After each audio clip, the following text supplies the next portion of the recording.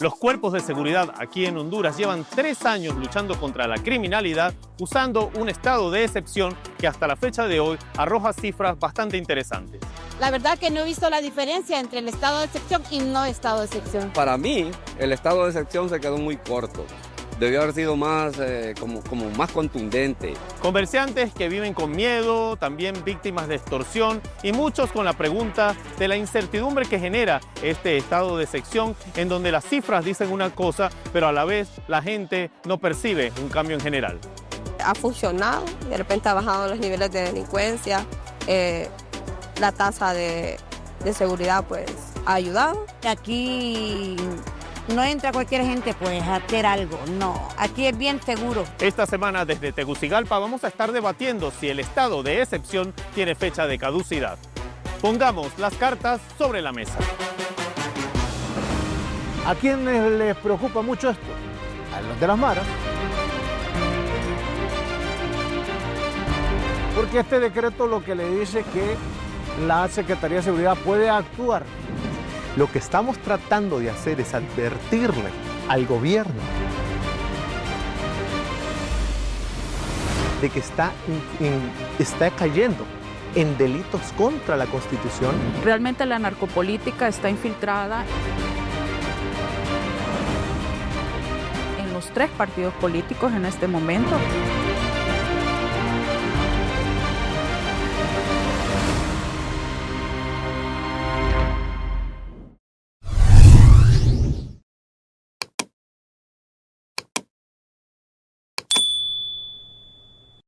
Bueno, bienvenidos a Cartas sobre la Mesa. A ver, yo creo que esto es un tema bastante importante y fundamental aquí en Honduras, como para ir directo al grano, ¿no? Porque se ha hablado mucho del estado de excepción, que ya tiene, si no me equivoco, 3 años y que se puso en funcionamiento.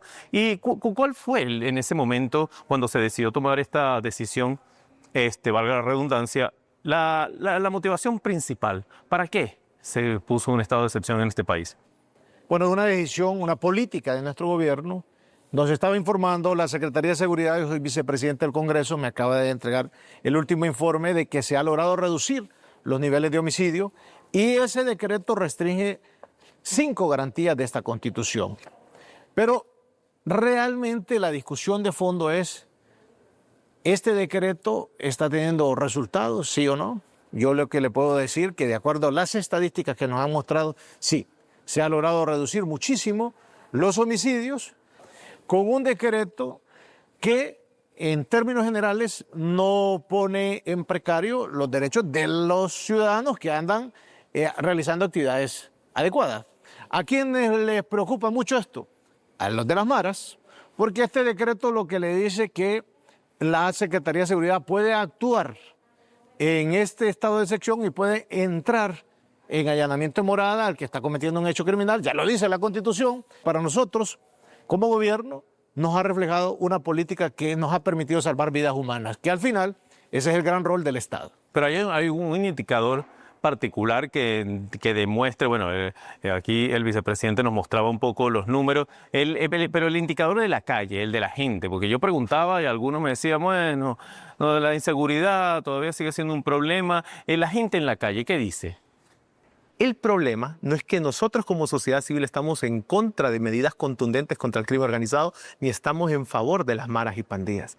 Lo que estamos tratando de hacer es advertirle al gobierno de que está cayendo en delitos contra la Constitución porque están aplicando una medida que usted tiene la Constitución ahí y bien clara en su artículo 187, que para declarar un estado de excepción usted requiere de la ratificación por parte del Congreso Nacional. El Ejecutivo está entrando en una ilegalidad constante y el Congreso Nacional, al saber esto y al permitir que el Ejecutivo establezca que estamos bajo estado de excepción sin respetar lo establecido en el artículo 187, se vuelve casi el presidente del Congreso Nacional parte del problema por omitir este mandato que establece la Constitución. Pero es una cosa que diga, bueno. Lo que pasa es que hay que entender también quién está detrás de la extorsión. Cuando el 6 de diciembre de 2022 en efecto se aprueba este decreto, que era parte de un plan de emergencia contra la extorsión, se aprueba porque el gobierno entra al poder y descubre que hay políticos detrás de todo el tema de la extorsión. Entonces, entiendo, no justifico, porque sé que ya el alto comisionado ha cuestionado que se violentan derechos humanos, pero entiendo que la clase política que está ligada a la extorsión y que maneja la extorsión y maras y pandillas en el país no podría de ninguna manera aprobar estos decretos. Esta es una gran traba. Todo el estamento de seguridad conoce este tema. Realmente la narcopolítica está infiltrada en los 3 partidos políticos en este momento. Hay narcopolíticos en el país, no lo podemos negar, y va a ser muy difícil que el Congreso Nacional quiera aprobar un decreto que va a luchar contra la extorsión. Quiero agregar ahí lo de fondo. La discusión de fondo en Honduras y en todos los países es quiénes están detrás de las transnacional, de la criminalidad transnacional, del narcotráfico, del narcomenudeo, como las maras, de la violencia, y hasta dónde han llegado los tentáculos. Los tentáculos han llegado a la política, a las iglesias, a los medios de comunicación, a los bancos, a todos los sectores. Y eso ha generado un gran tejido. Entonces, cuando una política pública que está beneficiando al pueblo se impulsa, nosotros la aprobamos en el Congreso, la primera vez la logramos pasar, pero cuando a esos que les ordenan que estén en contra de una política que está teniendo un efecto, entonces empieza un proceso de destrucción del Estado. Por eso esto está sucediendo en casi toda Latinoamérica y en Europa, incluso también en otros países, que es desde el poder legislativo se quiere gobernar. Y ahí yo siempre lo digo a la oposición, ustedes no están cumpliendo esta Constitución. Esta Constitución es bien clara y dice que quien tiene la administración y a quien le corresponde desarrollar el gobierno es el Ejecutivo. A ver, una cosa importante aquí también es de entender, supongo yo, que el tema de criminalidad y las extorsiones, en Honduras tiene como diferentes capas, ¿no? No es como, por ejemplo, pasó en El Salvador, en donde el problema era meramente el problema de las pandillas, y solucionando el problema de las pandillas obtuvieron ciertos resultados X, que no es que vamos a evaluar o no, pero acá ustedes tienen un nivel que es precisamente ese, ¿no? Las pandillas, las maras, las extorsiones, pero también está ya el del narcotráfico, el crimen organizado, etcétera, etcétera. Esta medida, cuando se implantó, buscaba perseguir a quién exactamente. ¿Cuál era su objetivo primario? ¿El tema, el del nivel número 1, el 2, el 3 o todos a la vez? No. Es que fue una política contra la criminalidad organizada. Porque lo pueden manifestar aquí, ellos que son de la sociedad civil, y que el narcotráfico está en todo. Si es que los mareros son los del narcomenudeo, pero son parte del narcotráfico. Los tentáculos que tiene llegan a la política, llegan al sistema financiero, llegan a las organizaciones de la sociedad civil, llegan a las iglesias. Entonces, cuando se le da esta herramienta, es una herramienta a la Secretaría de Seguridad, para que pueda tener ese efecto disuasivo. Pero ¿y con esa herramienta qué se generó? No sé, un cambio en las rutas, en el manejo del trapicheo, ¿qué pasó? Porque a veces el crimen es muy hábil en permear, ¿no? Yo siempre digo que parece que fueran a la universidad, sí, porque después tú les pones por acá y después se inventan por acá. Yo aquí, perdón. Sí, no, lo que arguye la policía es que ahora ellos pueden hacer de mejor manera, de manera más eficaz, más diligente, algunos allanamientos en el país, porque antes tenían una serie de trabas. Además, como bien dice Russell, el crimen organizado está infiltrado en todas partes. Las maras han desarrollado capacidad de inteligencia legal, política y en todo sentido, y podían incidir de alguna forma para votar casos. Por supuesto, tienen que ponerse en marcha los pesos y contrapesos, y a mí me parece que sí es saludable que hay organizaciones de sociedad civil señalando cuando hay excesos y que por esto no se debe en ningún momento enojar el poder. El estado de excepción, de acuerdo al artículo 187 de la Constitución, establece que es una medida, no una política, y ahí es donde también nosotros hemos recomendado no tener esa percepción del estado de excepción como una política, porque eso también desnaturaliza la medida.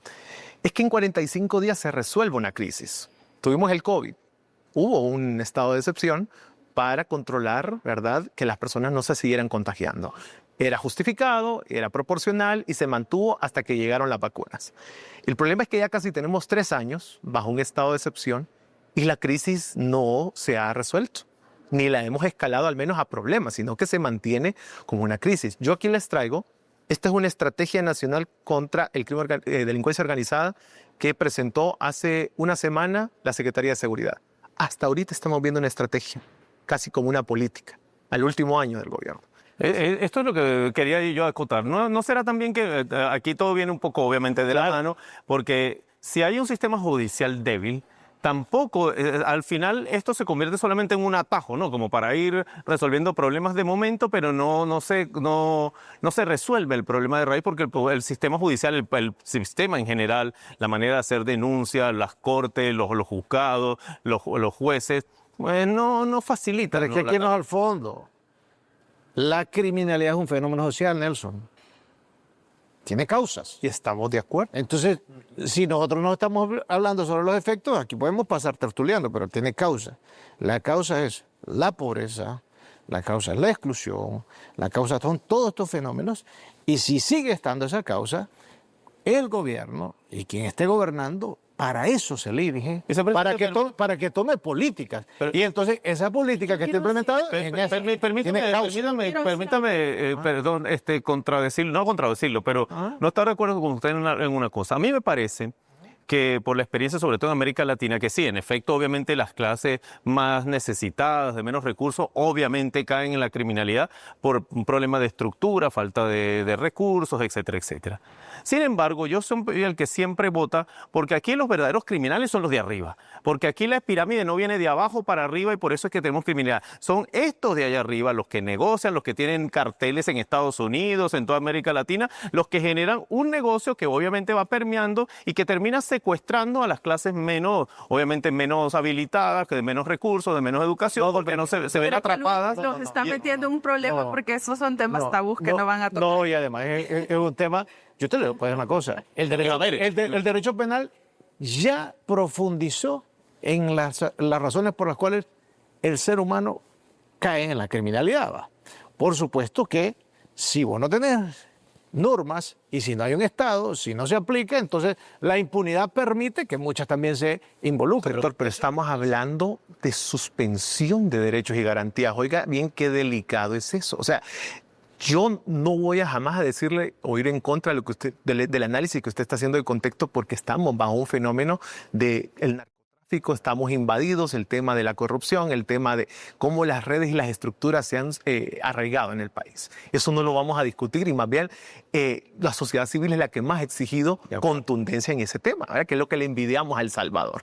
Pero el tema es, doctor, el tema es el estado de excepción, ¿verdad? Y ahí es donde viene nuevamente la recomendación. Usted como vicepresidente del Congreso, me imagino entiende la situación que existe actualmente con la validación, la ratificación de esta medida. Que no me quiero perder de ahí, porque ese es lo que queremos recomendar para evitar que vengan represalias en contra del Estado de Honduras por suspender derechos y garantías por más de 3 años. Porque es que el problema también es de estructura, hay que contextualizar. Yo como periodista tengo el deber de contextualizar. Y un contexto que estamos perdiendo a medida que estamos denunciando impunidad y violaciones a derechos humanos es que este es un país de sistemáticas violaciones a derechos humanos. Desde la década de los 80 hemos venido en violaciones a derechos humanos. ¿Qué pasa en este momento? Y es mi deber también decirlo como defensora de la libertad de prensa. Por primera vez el país en 2022 fue puesto en manos de la Policía Nacional, que era la que daba seguridad. Pero los militares, acostumbrados a manejar la seguridad en un país sin tener la preparación, hicieron toda una estrategia de sabotaje en todo sentido, incluso mediática, para retomar parte del poder de la seguridad. Y así fue. Las rutas de droga están en manos de los militares. Las rutas protegidas, los bosques, las zonas protegidas están en manos de militares. ¿Qué pasa en este momento? Los militares quieren retomar todo el tema de seguridad. Lo hablaba yo con Russell Tomé. Hay militares que son antes mencionados en Nueva York y ahí están, en la cúpula de las Fuerzas Armadas de Honduras. Si es la primera vez que la policía, como dicen muchas recomendaciones internacionales, tiene la seguridad, deberíamos estar defendiendo a la policía y que sea la policía civil la que maneje el tema de seguridad en Honduras. Nos tocó 2 momentos. Un ejército que venía de ser golpista, que dio golpe de Estado, que derrocó a un presidente y que se sometió y se vinculó a una narcodictadura. Recibimos nosotros una gran carga de expectativas y no pocas. Bueno, hay gente que cree que Roma se hizo en un día, creía que con un periodo de gobierno íbamos a transformar el país. La realidad es que nosotros como Estado tenemos pocas instituciones con las cuales puede contar el que está gobernando. Fíjate que encontramos una policía. 16.000 habían. Bueno, faltó esa parte tuya de decirlo. 16.000 porque la desmanteló. Dijo que era una depuración. Tú lo sabes muy bien porque La quería desaparecer. la SJ estuvo en esa cosa. Él quería empoderar a la policía. Desmantelaron la policía y quedó reducida. Altos oficiales capacitados lo sacaron. Y entonces llegamos y encontramos una policía con 16.000. ¿Con cuánto la vamos a dar? Con 25.000. Claro, pero hay que gobernar, pues. O sea, no puedes estar esperando hasta que tengas los 25.000 para tomar acciones.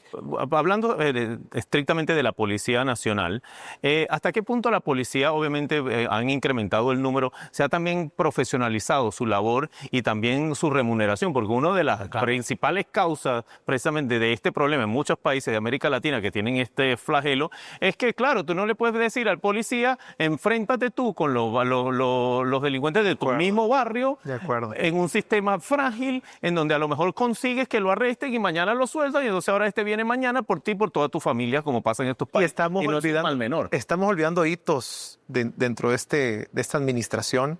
En 2023 arranca el primer semestre con el mayor registro de masacres de los últimos años. Hay varios ex de la presidenta, publicaciones donde incluso hay un llamado de atención, no sé si ustedes lo recuerdan, donde ella le dice a la Policía Nacional, cuando era bajo la dirección del general Savillón, les he dado todo. Les di dinero, les di equipo, les di las cárceles. ¿Y por qué se me está registrando esta cantidad de masacres? Junio 2023, la masacre en la Penitenciaría Nacional Femenina de Adaptación Social, que provocó la destitución de su ministro de Seguridad. Entonces, llega un nuevo ministro, sigue el estado de excepción, no todavía, o sea, en el tema de la extorsión, que es uno de los flagelos, uno de los fenómenos criminales que está afectando severamente a nivel nacional, no solo al sector transporte, sino que a la pequeña y mediana empresa. No, porque no nos caigamos, perdón que te interrumpa, no nos caigamos a mentir. O sea, realmente este tipo de programas yo los hago precisamente porque a mí el que me preocupa es el hondureño. Y que las megaestructuras de narcotraficantes internacionales en Estados Unidos, en Europa, donde sea, no las vamos a desmantelar, no nos vamos a caer a mentira, pero sí deben algunos países tomar decisiones para tratar de que a la gente de a pie, que es la más vulnerable, que es la que menos recursos encima, también los roben, los extorsionen, tengan que vivir su vida y obviamente tener que después emigrar con todos los que... Por eso yo siempre lo he dicho, el ejemplo del Salvador, al que le guste, al que no le guste, entiendo que tiene características muy similares, muy particulares, pero el ejemplo del Salvador está ahí, lo tienen ustedes al lado. El Salvador es una dictadura, hay que decirlo. Bueno, pero es dictadura o no dictadura, yo soy un salvadoreño, a mí lo único que me importa es caminar por la calle, que no me maten y que me dejen vivir es un buen tranquilo. ejemplo para Honduras, pero de todos modos creo que en el tema de la extorsión no es que ahorita cuando entró este gobierno, no estoy defendiendo al gobierno, estoy contextualizando, cuando yo tengo que decir algo lo digo, no es que surgió la extorsión por arte de magia cuando entró este gobierno. No, obvio.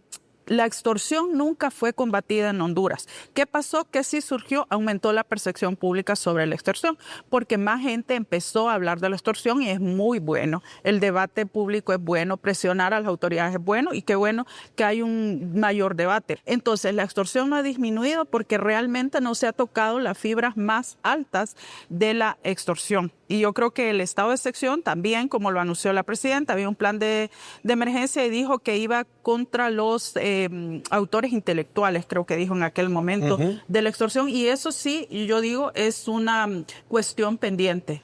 Y vea usted lo que más replica, y estoy de acuerdo. Aquí no es un tema de suspensión de derechos y garantías, aquí no es un tema de que cuánto va a capturar la Policía Nacional. Es un tema que el sistema de justicia no está funcionando. Policía Nacional reporta, abogado, licenciada, más de 50.000 detenciones en este estado de excepción. Y solo hay un 8% de esas detenciones que han sido o que han logrado una condena. Entonces, ¿de qué sirve gastar? Porque ahí es presupuesto el que se está gastando.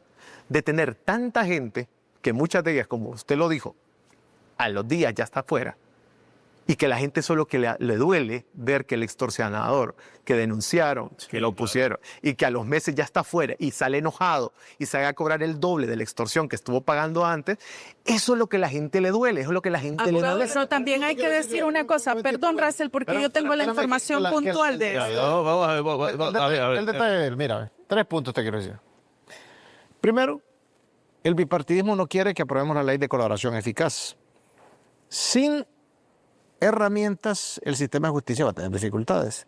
La ley de colaboración eficaz es la que le permite que esos mandos que están arriba y que han estado siempre ocultos, y que habla la Wendy, que es periodista de investigación y que ha podido tener información como un periodista, pero con eso que hace de investigación no vas a condenarlo, va. Eso es, me dio un reporte tal, pero que lleve eso a un juicio a ver si un juez va a condenar con eso. Necesitamos pruebas suficientes. Ahí está, Permíteme, solo le hago un paréntesis. ¿Usted sabe qué criterios toma la Comisión del Presupuesto dentro del Congreso Nacional para darle ese pírrico presupuesto al Ministerio Público? Porque ese es el problema. Hablamos de que... la Comisión del Presupuesto, pero permíteme tres herramientas. Uno, no nos han permitido el bipartidismo fortalecer las herramientas. Les dijimos que teníamos que fortalecerle también a la Secretaría de Seguridad, endureciendo las penas de estos extorsionadores que como salen después y salen a afectar a la población. Y tercero, con más legislación de inteligencia. Entonces, necesitas ir dándole herramientas al sistema, a los fiscales, a los jueces, a los policías para poder ir avanzando, porque los criminales no andan preguntando qué reglas hay. Ellos van en su interés, en su función, ponen sus propias reglas. y únicamente su regla es el objetivo que tienen. Pero encontramos un país también con una cantidad de leyes penales como nunca. A partir de 2010 empezó a crecer el derecho penal como nunca. Teníamos un Código Penal de 1983, en 2017 hay un nuevo Código Penal y hay una serie de penas. De impunidad, porque la rebajaron más bien. Sí, también, pero hay una serie de leyes penales en el país. Yo realmente no creo que el aumento de penas sea un remedio. Sí creo que herramientas como la de la inteligencia podría ser. Sí, es lo que le está diciendo El Salvador. Pero sí, lo que dice el presidente Bukele fue aumentar las penas. Esa es una discusión en toda América Latina. Zaffaroni ha venido diciendo el aumento de penas por sí no si es que constituye ya un está remedio. discutido que el derecho penal tiene un rol que hacer. El principio de disuasivo, prevención general, prevención especial, además, y eso es lo que tiene El Salvador, por eso El Salvador está El tranquilo. aumento de penas debería ser para la corrupción, porque en este momento lo que decía el abogado Castañeda, por ejemplo, ¿por qué la extorsión en muchos de los casos están dejando libres a los extorsionadores?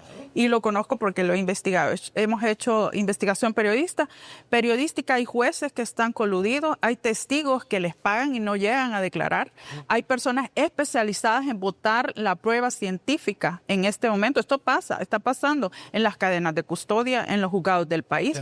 Hay penas severas para los jueces, hay penas más severas para los pandilleros. Tiene que decir también, Wendy, para que mire que en nuestro gobierno hay jueces procesados. ¿va? Le tengo que, un poco recatar porque ya se nos acaba el tiempo. Y lo importante aquí yo creo que al final es porque obviamente no vamos a resolver los problemas Me trajiste a hablar de lo que es mi charco. Después no para el vicepresidente aquí. Pero sí es importante, yo creo, entender que el marco jurídico, el marco legal es una de las razones más importantes, uno de los principios que se deben primero respetar, pero también en este caso, en el caso de Honduras, incluso institucionalizar. Debe haber más leyes, debe haber. Claro. Si no hay un marco de inteligencia importante, no vamos a resolver sobre todo los problemas de narcopolítica y de narcotráfico de la noche a la mañana, pero sí es importante, yo creo, que para generar diferencias, sobre todo para la sociedad, se le busquen respuestas más concretas a la población, que el hondureño pueda, aunque sea, salir a trabajar tranquilo, que pueda salir a la calle por lo menos a disfrutar del país, a salir y que no esté constantemente en una tensión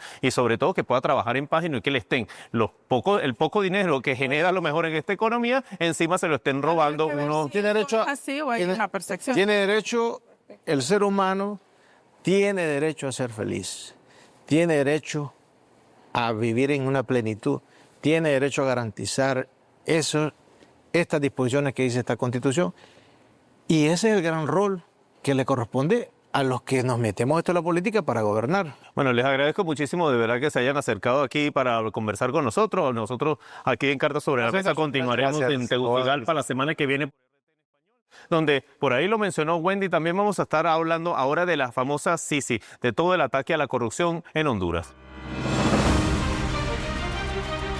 Para estas temporadas navideñas también ocupamos más seguridad en las calles. No se siente seguro uno porque uno sale de la calle y uno dice, Señor, guárdame, cúbreme.